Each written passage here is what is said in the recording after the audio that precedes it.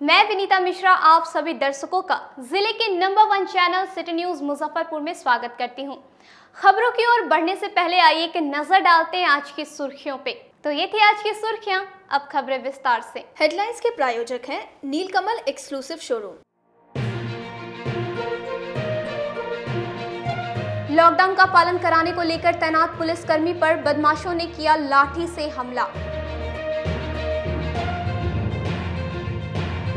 Corona संक्रमण को लेकर जिलाधिकारी ने स्वास्थ्य विभाग के अधिकारियों के साथ की बैठक। और शहर को जल जमाव से मुक्त कराने को लेकर मेयर और नगर आयुक्त ने नालों का किया निरीक्षण। लॉकडाउन के दौरान सिकंदरपुर चौक पर तैनात पुलिसकर्मियों को आधा दर्जन बदमाशों ने लाठी से हमला कर फरार हो गया। एक तरफ जहां पूरे राज्य में 25 मई तक लॉकडाउन लागू है, नियम को सख्ती से पालन कराने को लेकर पुलिस के ऊपर बड़ी जिम्मेदारी है। आम लोगों को चाहिए कि इस महामारी में पुलिस को सहयोग करे ताकि इस महामारी के चेन को रोकथाम में सहयोग मिल सके। लेकिन इसी बीच एक अजीबोगरीब घटना शहर के सिकंदरपुर चौक सोमवार की दोपहर घटा, जहां सिकंदरपुर चौक पर तैनात यातायात विभाग के एएसआई गिरीश सिंह पर बदमाशों ने डंडे से हमला कर दिया। हमला कर बदमाश भागने में सफल रहा। जानकारी के अनुसार सिकंदरपुर चौक पर लॉकडाउन को सख्ती से पालन कराने को लेकर ट्रैफिक पुलिस सहित अन्य पुलिसकर्मी की भी तैनाती की गई थी। लगातार पुलिस के द्वारा कार्रवाई भी की जा रही थी। कई वाहनों को पुलिस द्वारा जब्त भी किया गया। इसी क्रम में सोमवार की दोपहर करीब आधा दर्जन से ऊपर की संख्या में बदमाशों ने ड्यूटी पर तैनात एएसआई गिरीश सिंह पर अचानक डंडे से हमला कर दिया। स्थानीय लोगों की शोर मचाने पर बदमाश अखाड़ा घाट की ओर भाग निकले, जिसके बाद मौके पर भीड़ जुट गई। सूचना के बाद मौके पर पहुंची ओपी प्रभारी हरेंद्र तिवारी छानबीन शुरू कर दी। आशंका जताया जा रहा है कि घटना से कुछ घंटे पहले के बदमाश ने इस घटना को अंजाम दिया। इस घटना में एएसआई के पीठ में खरोंच आई है। फिलहाल ऑटो चालक को हिरासत में लेकर पुलिस पूछताछ कर रही है। घटना के संबंध में पीड़ित एएसआई गिरीश सिंह ने बताया कि वह ड्यूटी पर तैनात थे। इसी क्रम में बदमाशों ने अचानक हमला कर दिया। गाड़ी पकड़ के सिपाही से भेज दिया थाना पर। वो आया कहने के लिए मैं बहन चो तू गाड़ी हमरा पकड़ के कहा थाना भेज दिया। और उसके बाद हमको कुल मिल के मारने लगा घेर के, और बैग छीन के वो पैसा समझ के भाग गया। उसमें चालान है, अमास है। कितने आदमी थे वो? 8-9 आदमी के संख्या। क्या कर रहे थे उस समय आप? हम यहीं खड़े थे। क्या हुआ है, कैसे आया है वो लोग? आया इधर से आया और एकाएक हम खड़े थे, कहता बहन चो तू गाड़ी पकड़ के कैसे भेज दिया थाना। कौन गाड़ी पकड़े थे आप? हम गाड़ी नहीं पकड़े थे, उन्हें साहब जा रहे थे डेरा पर, वही पकड़े गाड़ी, वही सिपाही को बैठा के भेज दिए थे थाना। मारा आपको? 1 घंटा मारा है। गाली गलौज भी किया आपके साथ? हाँ, गलम गाड़ी किया। उसके बाद बैगवा छीन के क्या बोला है आपको? कि बहन चो तू ही पकड़ के थाना भेज दिया है। अच्छा, हम कुछ जानबे नहीं कर रहे थे। पीठ पे चोट उठ भी है? जी, खून निकल रहा है। आप कहाँ से पीछे की उसका? बहुत दूर दौड़े हुए जा रहे थे तो एगो पब्लिक बेचारे मोटरसाइकिल से बैठाया, उसके बाद रखे दे, तब वो बैग बिक के भागा। बैग टूट भी गया? बैग तोड़ दिया। क्या लगा पैसा? सोचा था कि पैसा है, लेकिन इसमें तो है चालान और मांस है। समाहरणालय सभा कक्ष में जिलाधिकारी ने कोरोना संक्रमण को लेकर स्वास्थ्य विभाग के अधिकारियों के साथ अहम बैठक कर कई जरूरी निर्देश दिए। जिले में कोरोना संक्रमण के नियंत्रण और रोकथाम के लिए जिलाधिकारी प्रणव कुमार की अध्यक्षता में सोमवार को समाहरणालय स्थित सभागार में स्वास्थ्य विभाग के अधिकारियों के साथ कोरोना टेस्टिंग वैक्सीनेशन को लेकर समीक्षा बैठक की गई। बैठक में जिलाधिकारी ने वरीय अधिकारी एवं स्वास्थ्य विभाग के अधिकारियों को डेडिकेट कोविड हेल्थ सेंटर में अव्यवस्थाओं के सुचारू संचालन, corona testing, vaccination, mask checking आदि को लेकर संबंधित पदाधिकारियों को कई जरूरी दिशा निर्देश दिए।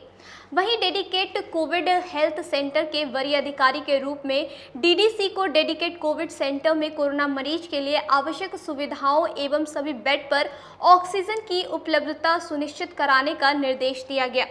सदर अस्पताल में नवनिर्मित मदर चाइल्ड्स अस्पताल को कोविड हेल्थ सेंटर के रूप में स्थापित करने के बाद चिकित्सा व्यवस्था को और दुरुस्त करने का निर्देश दिया। साथ ही संबंधित अधिकारियों को 45 वर्ष से अधिक आयु वर्ग और दिव्यांगों के लिए विशेष टीकाकरण कैंप चलाने का निर्देश देते हुए ग्रामीण क्षेत्रों में मोबाइल टीकाकरण और टेस्टिंग केंद्र चलाने का निर्देश भी दिया। हेल्थ डिपार्टमेंट और जो विभिन्न हम लोगों ने कोषांग बनाए हैं उनके साथ बैठक की गई। इसमें विशेष रूप से हम लोगों ने जो टेस्टिंग सैम्पलिंग की जा रही है उसको और बढ़ाने पर जोर दिया है और प्रतिदिन हम लोग 5000 से भी ज़्यादा सैंपल कराने का हम लोगों ने लक्ष्य रखा है, ताकि हम जान सकें कि किस क्षेत्र में हमारी अभी भी पॉजिटिविटी रेट बनी हुई है और किन क्षेत्रों में कमी आई है। तो ये आज हम लोगों ने इसको प्लानिंग किया है कि कम से कम 5000 टेस्टिंग सैम्पलिंग पर डे की जाएगी। सभी MICs को और सिविल सर्जन को इसके लिए डायरेक्शन दिया गया है। एडिशनल कलेक्टर को भी इसका वरीय प्रभारी बनाया गया है, जिसके माध्यम से हम लोग सुनिश्चित करेंगे कि आने वाले दिनों में लगातार 5000 से भी अधिक सैम्पलिंग पर डे की जा सके। इसके अतिरिक्त जो विभिन्न वर्गों में हम लोग 18 से 44 साल और 45 से ऊपर के आयु वर्ग के लोगों को जो वैक्सीन दिया जाना है उसमें और सेशन साइट्स बढ़ाने का निर्णय लिया गया है, ताकि जितने भी हमारा ज़्यादा से ज़्यादा हम लक्ष्य को हासिल कर सकें, ज़्यादा से ज़्यादा लोगों को कवर कर सकें। इसके लिए भी हम लोगों ने प्लानिंग की है और वैसे लोगों को भी चिन्हित करने का निर्णय लिया गया है जिन लोगों ने अभी तक 45 प्लस होने के बावजूद अभी तक वैक्सीन नहीं लिया है। वैसे लोगों को हम लोग चिन्हित करके लक्षित करके उनका भी वैक्सीन करा रहे हैं। इसके अतिरिक्त कुछ मोबाइल वैन भी हम लोग चालू कराएंगे जिनके माध्यम से वैक्सीनेशन कराया जाएगा। इसके अतिरिक्त दिव्यांगों के लिए एक अलग से हम लोग वैक्सीनेशन स्थल क्रिएट करने का हम लोगों ने बनाई है योजना, जिसको कि 1-2 दिनों के अंदर चालू किया जाएगा। और चिकित्सा व्यवस्था को और दुरुस्त करने का और ब्लॉक्स में भी कुछ 2-3 ब्लॉक्स के गुच्छे में किसी एक ब्लॉक के PSC में वहाँ भी आइसोलेशन सेंटर बनाने का हम लोगों ने निर्णय लिया है। जिले में कोरोना संक्रमण के बीच ब्लैक फंगस ने दस्तक दे दी है, जिसको लेकर जिलाधिकारी ने पदाधिकारियों को कई आवश्यक निर्देश दिए। कोरोना महामारी के दौर में जिले में ब्लैक फंगस यानी म्यूकोरमाइकोसिस ने भी दस्तक दे दी है। इस फंगस को लेकर जिले में अलर्ट जारी किया गया है। जिलाधिकारी प्रणव कुमार ने सभी अस्पतालों को निर्देश दिया है कि इस फंगस की चपेट में आने वाले कोई मरीज इलाज को पहुंचते हैं तो इसके बारे में पूरी विवरणी सिविल सर्जन को देंगे। साथ ही सिविल सर्जन को आदेश दिया गया कि PHC और अनुमंडल अस्पताल के उपधीक्षकों से रिपोर्ट लेकर जिला प्रशासन के माध्यम से राज्य मुख्यालय को उपलब्ध कराएंगे। सरकारी एवं निजी अस्पतालों में इलाज को पहुंचे लोगों में यदि ब्लैक फंगस के लक्षण सामने आते हैं तो तुरंत बड़े अस्पताल में रेफर कर दे। इसे लेकर राज्य सरकार द्वारा जिलाधिकारी प्रणव कुमार को आवश्यक निर्देश दिया गया है। साथ ही इस पर प्रशासन एवं स्वास्थ्य विभाग को चौकसी बरतने का निर्देश राज्य सरकार ने दिया है। इस आदेश के बाद जिला प्रशासन व स्वास्थ्य विभाग ब्लैक फंगस को लेकर अपनी तैयारी तेज कर दी है। ब्लैक फंगस एक नया ये आया है पोस्ट कोविड प्रॉब्लम के रूप में। वैसे केसेस के लिए जो प्रोटोकॉल्स हैं उसके लिए सभी चिकित्सकों को भी संसूचित किया गया है, ताकि यदि ऐसे लक्षण किसी मरीज को हों तो तत्काल उसका सही उपचार हो सके। तो ये व्यवस्थाएं भी देखी जा रही है। 18 से 44 वर्ष वाले लोगों को ऑनलाइन रजिस्ट्रेशन के बाद वैक्सीन लेने के लिए अपनी बारी का इंतजार करना पड़ रहा है। यही नहीं, अलग अलग सेंटर पर जाकर रजिस्ट्रेशन की पूरी जानकारी भी ले रहे हैं। देखिए ये रिपोर्ट। कोरोना वैक्सीनेशन को लेकर लोगों में काफ़ी असमंजस की स्थिति बनी हुई है, लेकिन अब उन्हीं लोगों को कोरोना के भक्ति में एक आस दिखने लगा है। जब लोग जागे तो वैक्सीनेशन की जो तैयारी सरकार के द्वारा की जा रही थी उसमें काफ़ी कमी देखी जा रही है।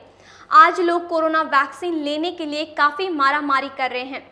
18 से 44 वर्ष की उम्र वाले लोगों की संख्या काफ़ी दिख रही है।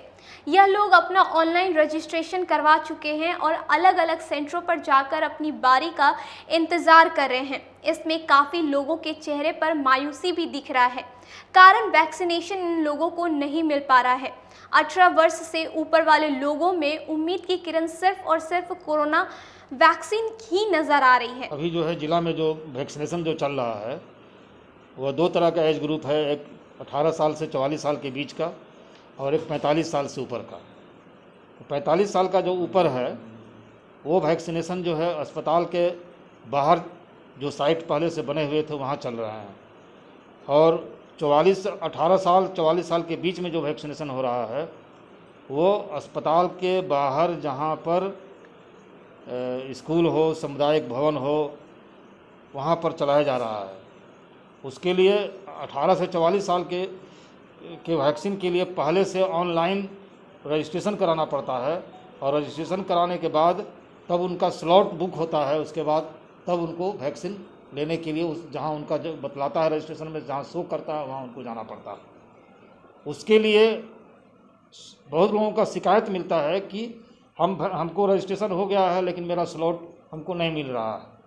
तो उसमें स्लॉट के लिए सबसे अच्छा रहेगा कि 7 बजे 8 बजे के बाद जो है उसको खोल करके देखिए, आपको स्लॉट मिल जाएगा कि आपका वैक्सीनेशन कौन जगह पर होगा, वहाँ आप जाकर के ले लेंगे। जैसे स्टार्टिंग के समय में देखा जाता कि लोग टीका लेने में हिचकिचाते थे, लेकिन आम लोग अब सुई ले रहे हैं। क्या देखिए, एक समय था जब नया नया वैक्सीन जब आया था तो हेल्थ वर्कर भी पहला दिन, हमको याद है कि मैं उस समय में अपर मुख्य चिकित्सा पदाधिकारी सीतामढ़ी में था, तो पहला दिन जो है हम लोग खबर भेज करके स्वास्थ्यकर्मी को बुलाया कि आकर के ले लीजिए। और जो पहला टीका ले रहा था उसको लग रहा था कि हम जो है सुई ले रहे हैं तो हमको क्या होगा, लेकिन धीरे धीरे जो है सभी लोग लिए, हेल्थ वर्कर लिए, फ्रंट लाइन वर्कर लिए। अब चूँकि कोविड-19 का सेकेंड जो महामारी शुरू हो गई है सेकेंड दौर की, उसमें डेथ की संख्या पहले से लास्ट ईयर से ज़्यादा हुई है, तब इसकी डिमांड ज़्यादा बढ़ गई। और डिमांड बढ़ने का कारण भी है कि दोनों डोज जो ले लिया है, अगर उसको कोविड का इन्फेक्शन होता भी है तो उसकी सीवियरिटी उतनी नहीं रहती है, उसकी जान बच जाती है। बिहार विश्वविद्यालय के हिंदी विभाग के पूर्व विभागाध्यक्ष और प्रसिद्ध कवि डॉक्टर रेवती रमन कोरोना की जंग हार गए। उन्होंने अंतिम सांस पटना के Indira Gandhi institute of medical science में ली। बाबा साहेब भीमराव अंबेडकर बिहार विश्वविद्यालय के हिंदी विभाग के पूर्व अध्यक्ष और जिले के प्रसिद्ध कवि एवं साहित्यकार डॉक्टर रेवती रमन का निधन सोमवार को अहले सुबह पटना के Indira Gandhi institute of medical science में इलाज के दौरान हो गया। पिछले कुछ दिनों से कोरोना संक्रमण के कारण बीमार थे। मृदुभाषी डॉक्टर रेवती रमन साहित्य जगत में अलग पहचान रखते थे। एक आलोचक के रूप में समाज में जाने पहचाने जाते थे। उन्होंने अपने जीवन काल में दर्जनाधिक किताबें लिखी और कई पत्र पत्रिकाओं का भी संपादन किया। साहित्य विद्या में विभिन्न सम्मान से सम्मानित होने वाले रेवती रमन हिंदी काव्य सम्मेलन के हस्ताक्षर प्रतिनिधि थे। जब कभी ज़िले में कवि सम्मेलन का आयोजन होता था तो डॉक्टर रेवती रमन को याद किया जाता था। उनके निधन से हिंदी साहित्य जगत में सन्नाटा फैल गया है। साहित्य जगत मर्माहत और शोकाकुल है। अपने कृतियों, व्यवहार और संस्कार से डॉक्टर रमन सदैव याद किए जाते रहेंगे। मुजफ्फरपुर की तो सबसे बड़ी क्षति है ही, और यह अत्यंत दुखद है। व्यक्तित्व एक बड़ा यशस्वी लेखक ठीक होकर भी इस तरह से हम लोगों के बीच से सदा के लिए जुदा हो जाएंगे। हठात विश्वास तो नहीं होता, लेकिन यह सच है कि अब वे काया के रूप में हमारे साथ नहीं हैं, लेकिन अक्षर व्यक्तित्व तो उनका सदा जीवित रहेगा। दर्जनाधिक के पुस्तकों के बड़े लेखक बाबा साहब भीमराव अंबेडकर बिहार विश्वविद्यालय के एकाधिक बार कई बार हुए विभागाध्यक्ष, और इससे भी बड़ा व्यक्तित्व तो उनका लेखकीय, सहज, सरल, साधु स्वभाव वाला व्यक्तित्व है, वह आज सबको कुरेद रहा है।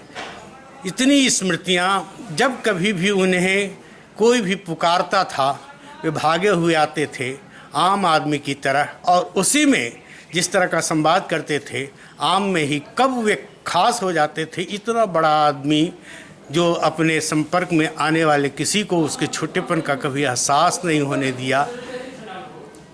एक ही साथ जब उन्हें साहित्य अकादमी का सदस्य बनाया गया और मुझे अखिल भारतीय साहित्य परिषद का राष्ट्रीय मंत्री बनाया गया, मुजफ्फरपुर की कई संस्थाओं ने हमारा अभिनंदन किया था।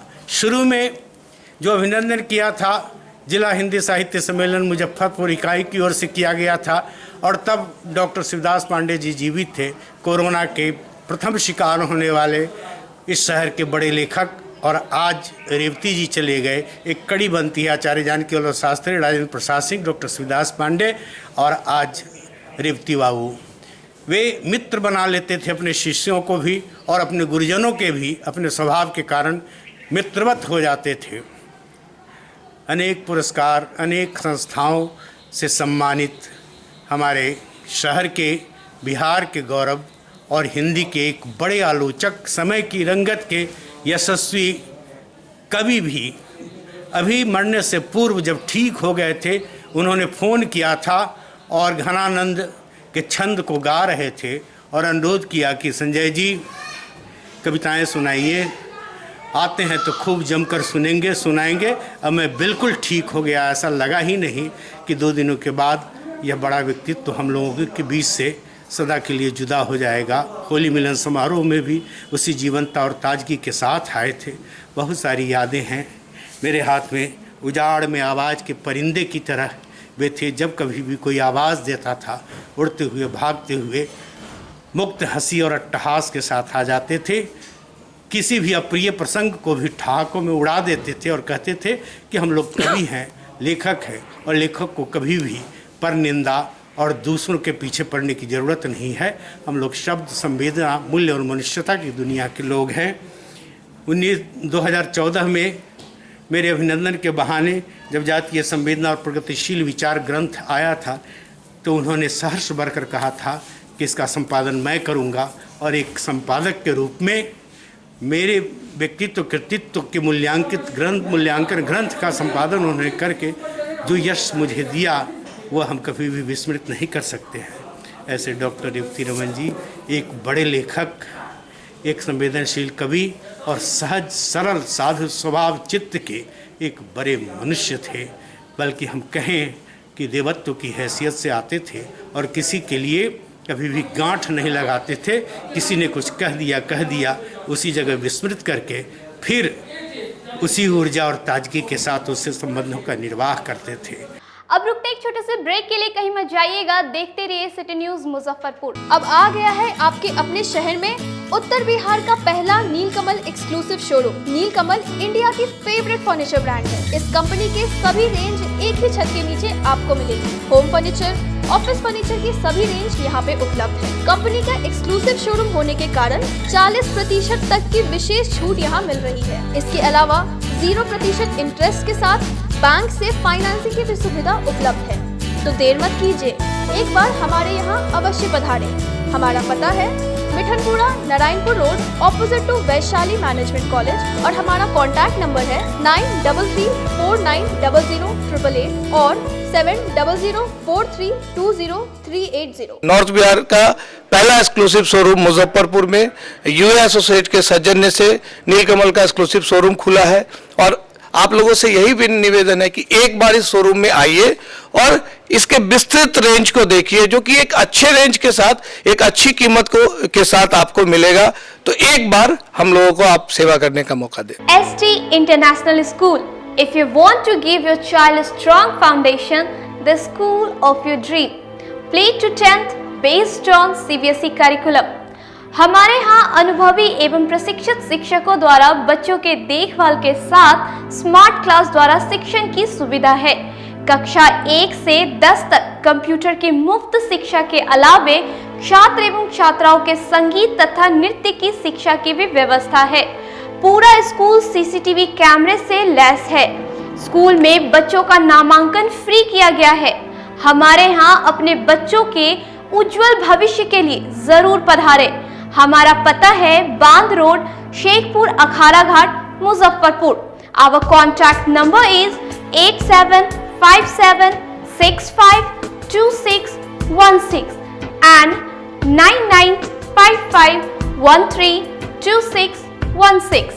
हमारे स्कूल का कुछ मेन फीचर्स है, जैसे बच्चों की देखभाल करना। हमारे यहाँ पुस्तकालय वगैरह की पूरी अच्छी तरीके से व्यवस्था है। क्लासरूम सारा बना हुआ है। CCTV कैमरे से हमारा क्लासरूम डेकोरेटेड है। सिक्योरिटी के भी विजन से हमारा क्लासरूम बहुत प्रोटेक्टेड है। हमारे यहाँ जो भी शिक्षक शिक्षिकाएं आई हैं पढ़ाने के लिए, वो काफ़ी वेल एडुकेटेड हैं और वेल वर्स्ड भी हैं। हमारा विद्यालय भी चारों तरफ से बना हुआ है। हमारे यहाँ लैब बहुत अच्छे से बना हुआ है। कंप्यूटर की फ्री शिक्षा हम इस बार इसको दे रहे हैं। हमारे यहाँ नामांकन प्रारंभ है। ब्रेक के बाद एक बार फिर आप सभी दर्शकों का जिले के number 1 channel city news Muzaffarpur में स्वागत है। आइए बढ़ते हैं अगली खबरों की ओर। शहर को जलजमाव से मुक्त कराने को लेकर मेयर और नगर आयुक्त ने शहर के प्रमुख नालों का निरीक्षण कर निगम कर्मियों को कई जरूरी निर्देश दिए। शहर में बारिश के दौरान जलजमाव की समस्या के निवारण को लेकर नगर निगम ने मॉनसून से पूर्व अपनी तैयारी जोरों से शुरू कर दी है। सोमवार को नगर आयुक्त विवेक रंजन मैत्रेय और मेयर सुरेश कुमार ने निगम कर्मचारियों के साथ शहर के विभिन्न वार्डों का निरीक्षण किया। इस दौरान उन्होंने निगम कर्मियों को आवश्यक दिशा निर्देश भी दिए। दरअसल पिछले वर्ष मॉनसून की बारिश के दौरान कई शहर के कई प्रखर वार्डों में जल जमाव की समस्या उत्पन्न हो गई थी, जिससे शहरवासियों को काफ़ी परेशानियों का सामना करना पड़ा। इसी समस्या के निवारण को लेकर निगम के द्वारा बारिश से पूर्व मॉनसून पूर्व सभी नालों की उड़ाही युद्ध स्तर पर की जा रही है। वहीं निरीक्षण के दौरान नगर आयुक्त मेयर ने कई नालों का आउटलेट को चिन्हित कर जल्द से जल्द पानी के निकासी का आदेश दिया। ये नगर निगम का काम है, बहुत सारा काम, उसके काम जो है सो शहर में जल जमाव ना हो उसकी भी व्यवस्था करनी है हम लोगों को। उसी के दरमियान जो मैंने पहले भी कही थी कि जो भी नाला है, बड़ी नाला छोटा नाला, उसका जो है सो सफाई होगी। और जो एग्जिट पॉइंट है जहाँ से नाला पानी निकलता है, शहर का पानी निकलता है, वो लगभग 1 किलोमीटर तक उसको पूरा सफाई करना है।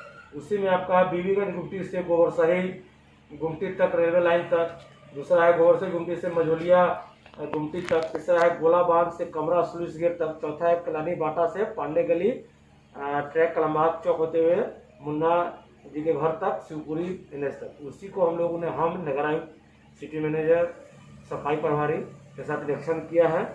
और उसमें काम तो हुआ है और अभी काम बाकी है। उम्मीद है कि अब की शहर में जल जमाव नहीं होगी। और जो एग्जिट पॉइंट है उसको हम लोग देख के, और ख़ासकर पांडे गली में जो रेलवे ट्रैक है, जिसके बारे में माननीय उप मुख्यमंत्री भी आए थे तो उस पर चिंता जाहिर की थी, वो सफाई नहीं हो रही। वो कलवर्ट रेलिंग चौक किया हुआ है और मानव बल द्वारा सरकार का आदेश है कि आदमी को घुसा के नहीं काम कराया जाएगा। इसीलिए उसमें हम लोग तत्काल कोई उपाय सोच रहे हैं और उस पर नगर आयुक्त को नगर निर्देश दिया गया है कि उस पर उपाय कुछ करें। कोरोना संक्रमण जिले के ग्रामीण इलाकों में अपना पांव तेजी से पसार रहा है। मनियारी प्रखंड के मोहम्मद मुबारक पंचायत के 70% आबादी उनकी चपेट में आ चुकी है। जिले के ग्रामीण क्षेत्रों में कोरोना महामारी तेजी से पांव फैलाना शुरू कर दिया है। ग्रामीण इलाकों में कोरोना जांच के अभाव में अब तक कई मौतें हो चुकी है। वहीं सैकड़ों लोग बीमार होकर होम क्वारंटीन रहकर डॉक्टर से इलाज करवा रहे हैं। वहीं मनियारी के मोहम्मदपुर मुबारक पंचायत के ग्रामीणों ने बताया कि पंचायत के गांव में लगभग 3000 की आबादी में 70% लोग संक्रमण के लक्षण से बीमार हैं। वहीं गांव के प्राथमिक स्वास्थ्य केंद्र में सुविधाएं नदारद है, ना तो एम्बुलेंस है और ना ही ऑक्सीजन जो डॉक्टर प्रतिनियुक्त है उसकी सेवा भी सदर अस्पताल में ली जा रही है। ग्रामीण पूरी तरह से दहशत में हैं। गांव में कोरोना जांच की भी सुविधा उपलब्ध नहीं होने से कोरोना संक्रमितों की सही संख्या भी ज्ञात नहीं हो पा रही है। की और एम्बुलेंस की कोई सुविधा यहाँ नहीं है, क्योंकि यहाँ PSC है और 5 पंचायत का स्वास्थ्य व्यवस्था इसी पर टिका हुआ है। इसलिए यहाँ ऑक्सीजन और एम्बुलेंस की नितांत ज़रूरी है और अविलंब यह व्यवस्था मनियारी में बहाल किया जाए। कितनी जनसंख्या होगी पंचायत की और स्थिति क्या है, मैंने स्वास्थ्य के कितने अधिकारी हैं यहाँ? कुल 20,000 से ऊपर की जनसंख्या है पंचायत का। बावजूद यहाँ जो है स्वास्थ्य सुविधा नगण्य है, कोई यहाँ व्यवस्था नहीं है। 5 पंचायत को जुड़ दिया जाए तो कितनी जनसंख्या हो जाएगी? तब तो यहाँ लाखों की संख्या हो जाएगी। 5 पंचायत में आम आदमी और वोटर्स मिला करके लाखों की यहाँ संख्या हो जाएगी। और 1 लाख की आबादी के लिए स्टाफ कितने हैं? यहाँ तो कोई स्टाफ, कोरोना काल में भी कोई स्टाफ यहाँ भी अपना सेवा नहीं दे रहे। कोई बोल रहा है कि हमको सदर में सेवा लिया जा रहा है, मतलब तरह तरह के बहानेबाजी यहाँ चल रही है। वहीं इसकी जानकारी मिलने के बाद जिलाधिकारी प्रणव कुमार ने ग्रामीण क्षेत्रों में टेस्टिंग और वैक्सीनेशन की रफ्तार बढ़ाने का आदेश स्वास्थ्य विभाग के अधिकारियों को दिया है। उन्होंने ग्रामीण क्षेत्रों में और ज़्यादा संख्या में सैंपलिंग के दर को बढ़ाने का निर्णय लिया है ताकि वहाँ के संक्रमण की वास्तविक स्थिति पता चल सके। और ग्रामीण क्षेत्रों में बेड्स भी क्रिएट किए जा रहे हैं, वहाँ स्वास्थ्य व्यवस्थाएं ज़्यादा बेहतर और कराई जा रही हैं। इसके अतिरिक्त वर्तमान में हम लोग होम आइसोलेशन में जो भी मरीज रह रहे हैं उनको लगातार चेस कर रहे हैं, फॉलोअप कर रहे हैं। कंट्रोल रूम के माध्यम से उनको फ़ोन किया जा रहा है, उनको मेडिसिन उपलब्ध कराई जा रही है। जैसे ही उनका पॉजिटिव आता है तुरंत मेडिसिन किट भी लगातार उपलब्ध कराई जाती है। तो फॉलोअप किया जा रहा है, लेकिन इसको लगातार हम लोग अगले एक हफ्ता तक, चूँकि पिछले एक सप्ताह से संक्रमण दर में कमी आई है, इसको मेंटेन रखना है हम लोगों को और कम लाना है। तो इसलिए हर तरीके से हम लोग चाहते हैं कि संक्रमण दर कम हो। जाप सुप्रीमो पप्पू यादव की गिरफ्तारी को लेकर पार्टी के प्रदेश महासचिव ने 100 लोगों से वर्चुअल बैठक कर सरकार के खिलाफ रणनीति बनाई। मुशहरी प्रखंड के मनिका हरिकेश पंचायत के मनशाही में जन अधिकार पार्टी के प्रदेश महासचिव सह प्रवक्ता मुक्तेश्वर प्रसाद सिंह मुकेश की अगुवाई में कोरोना महामारी में पूर्व सांसद पप्पू यादव की गिरफ्तारी एवं हमारी सरकार विषय पर 3 घंटों तक वेबिनार आयोजित किया गया, जिसमें बिहार के अलग अलग ज़िले के 100 से अधिक लोगों ने वर्चुअल रूप से ऑनलाइन जुड़कर अपने विचार व्यक्त किए। लोगों ने कहा कि राजनीतिक द्वेषवश बिहार सरकार ने पूर्व सांसद पप्पू यादव को गिरफ्तार करवाया है, क्योंकि वे राज्य सरकार के स्वास्थ्य विभाग की पोल खोल रहे थे। छपरा सांसद रूढ़ी द्वारा अपने आवास पर जो एम्बुलेंस छिपाकर रखे थे उसको पूर्व सांसद ने उजागर किया। इससे राज्य सरकार बौखला गई। बिहार में अस्पतालों में ऑक्सीजन एवं वेंटिलेटर की कमी है, जो पप्पू यादव कोरोना महामारी में लोगों को मदद पहुंचा रहे थे, दवा ऑक्सीजन खाना पहुंचा रहे थे, शव निकलवा रहे थे। उस मददगार को राज्य सरकार ने 32 वर्ष पुराने मामले में गिरफ्तार किया है। आज के वेबिनार का विषय था कोरोना महामारी, माननीय पप्पू यादव की गिरफ्तारी और हमारी सरकार। इसी विषय पर वेबिनार आयोजित था।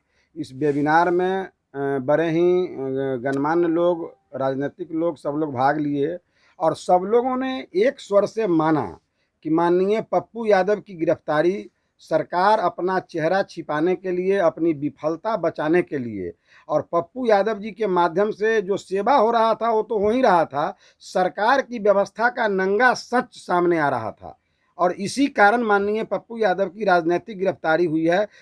आज के लिए बस इतना ही। अब मुझे और मेरी पूरी न्यूज़ टीम को दीजिए इजाज़त। नमस्कार।